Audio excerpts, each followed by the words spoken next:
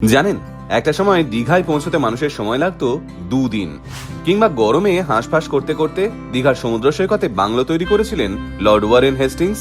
হ্যাঁ, আজ যে জায়গাকে দীঘা বলে চেনেন, একটা সময় সেই জায়গার নাম ছিল বীরকুল পরগনা। কিন্তু সেই বীরকুল আজ কোথায় গেল জানেন? সমুদ্রের তলায়। কি অবাক লাগছে? তাহলে আজকের ভিডিওতে শুনুন বীরকুলের দীঘা হওয়ার গল্প। লক্ষ্য করে দেখবেন, বাঙালির একটা প্রিয় প্রচলিত প্রবাদ আছে, দীপুদা, দীঘা, পুরী আর দার্জিলিং। বাঙালির সাধ্যের, পছন্দের আর স্বপ্নের এই 3 প্রিয় গন্তব্য। তাই আজ মন চাইলেই যখন তখন এই 3 জায়গার যে কোনো একটা কোথাও পৌঁছে যাওয়া যায়। কিন্তু আজ থেকে 100 বছর আগেও মানুষ এই দীপুদার অর্থাৎ দীঘাতে আসতেও দুবার ভাবতো, কারণ তখন দীঘা মানে ছিল একটা সম্পূর্ণ নির্জন, জনবিরল সমুদ্র তট। বর্তমানে অবশ্য দীঘায় জগন্নাথধাম হওয়ার পর থেকে দীঘার জনপ্রিয়তা মানুষের মধ্যে দ্বিগুণ বেড়ে গেছে। বিশেষত ছুটির সময়গুলোয় দীঘায় আজকাল হোটেল পাওয়াও প্রায় মুশকিল। যে সময়টার কথা বলছি সেই সময় এই জায়গার নাম ছিল বীরকুল। ইতিহাস বলছে সেই সময় ব্রিটিশ সেটেলমেন্ট রেকর্ডে বীরকুল চিহ্নিত হয়েছিল একটা লবণ পরগনা হিসেবে। এরপর শীত প্রধান দেশ থেকে আসা বাংলার প্রথম governor general Lord Warren Hastings বাংলার এই তপ্ত গরমে এসে হাঁসফাঁস করতে শুরু করলেন। তখন তো এত এসি, ফ্যান বা কুলারের ব্যবস্থা ছিল না। ওদিকে তখনও সাহেবরা আমাদের পাহাড়ি আবহাওয়ার স্বাদের সঙ্গে খাপ খাওয়াতে পারেননি।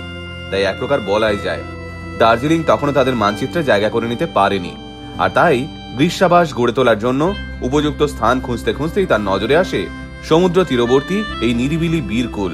প্রকৃতির শান্ত সৌন্দর্য, বিস্তীর্ণ সৈকত আর নির্জন পরিবেশ যেন মুহূর্তেই তাকে মুগ্ধ করে তোলে। ব্যাস, যা দেখে হেস্টিংস সিদ্ধান্ত নেন বাংলো বানালে তিনি এই সমুদ্র সৈকতেই বানাবেন। তৈরি হলো হেস্টিংসের বাংলো। অচিরেই বীরকুল হয়ে উঠল সাহেবের প্রিয় অবকাশ যাপন কেন্দ্র। মাছ ধরা, হরিণ শিকার, নাচ গান আর নানা আমোদ প্রমোদের আসরে সবসময় সরগরম থাকতো এই উপকূল। ধীরে ধীরে গভর্নরের সৌজন্যে বাড়ল ইংরেজদের আনাগোনা, আর তাদের দৌলতেই ধীরে ধীরে বীরকুলে তৈরি হলো রাস্তা, বাড়ল বসতি, জমে উঠল এক নতুন প্রশাসনিক এবং সামাজিক পরিমণ্ডল। কিন্তু 1785 সালে হেস্টিংস ব্রিটেনে ফিরে যাওয়ার পরেই যেন হঠাৎ করেই স্তব্ধ হয়ে গেল বীরকুলের সেই জৌলুস। আবারও নিস্তরঙ্গ, নির্জন হয়ে পড়ল বীরকুলের সমুদ্র সৈকত। তবে এরপরেই প্রবল সামুদ্রিক জলোচ্ছ্বাস এবং ভূমিক্ষয়ের ফলে বীরকুলের বেশিরভাগ অংশই চলে গেছিল সমুদ্রের তলায়।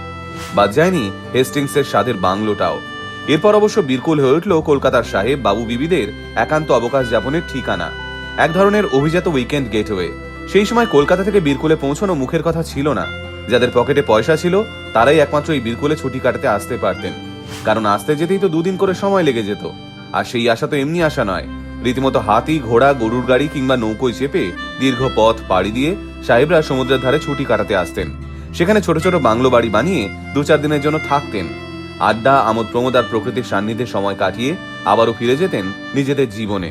যদিও দীঘার ইতিহাসে প্রকৃত উন্নয়নের সূচনা হয় এক ইংরেজ ভদ্রলোকের হাত ধরে, যার নাম জন ফ্র্যাঙ্ক স্নেইথ।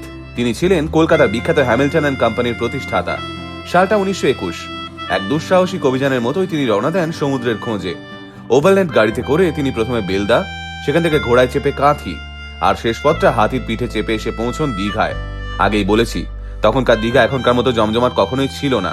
কিন্তু স্নেথের এই নির্জন সমুদ্র তটটাই বড় ভালো লেগে যায়, আর এই মুগ্ধতায় জন্ম দেয় এক স্বপ্নের।